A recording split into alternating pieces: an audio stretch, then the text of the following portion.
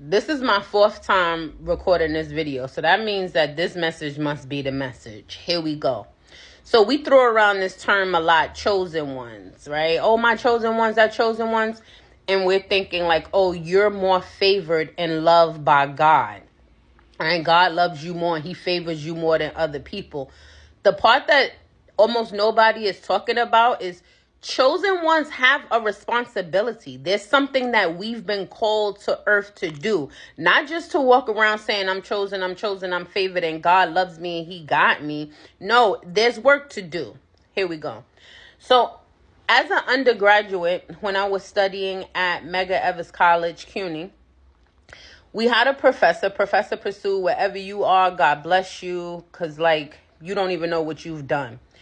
He used to have us watch these Michael Moore documentaries. And if you don't know who Michael Moore is, you definitely need to research him. Anyway, at the end of watching these documentaries, my classmates and I were appalled. We were outraged. And, you know, there were so many questions like, how is this allowed to happen? What?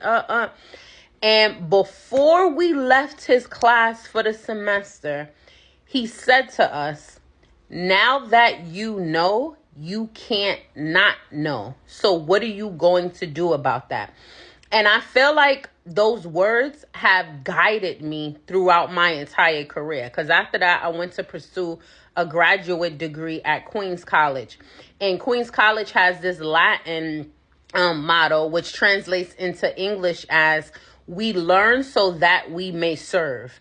And when I look back over my career, I realize most of the positions I've held has been positions of service, where I was helping people, aiding them, guiding them, getting them from one situation to the next, helping people overcome calamity and adversity.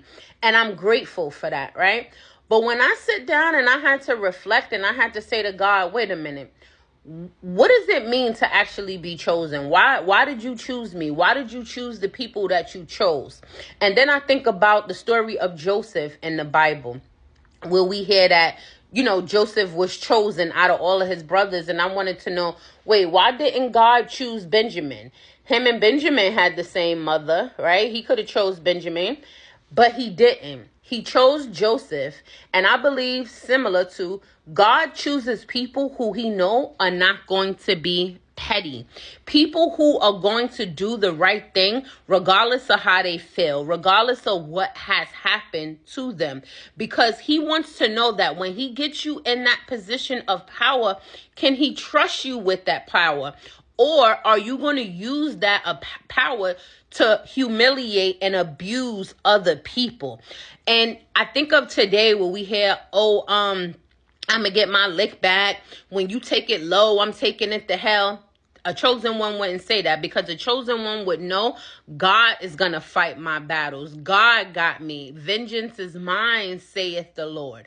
So here's the message to you.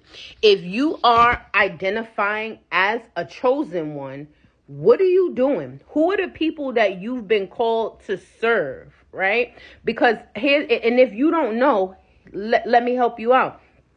If there's anything that you're outraged by, if there's anything that bothers you in terms of issues and topics, and you're like, oh my gosh, how is this allowed to happen?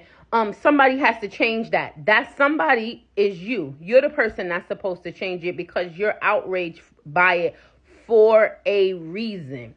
So the question I have to you is, now that you know, you can't not know. So chosen one, what are you going to do about it?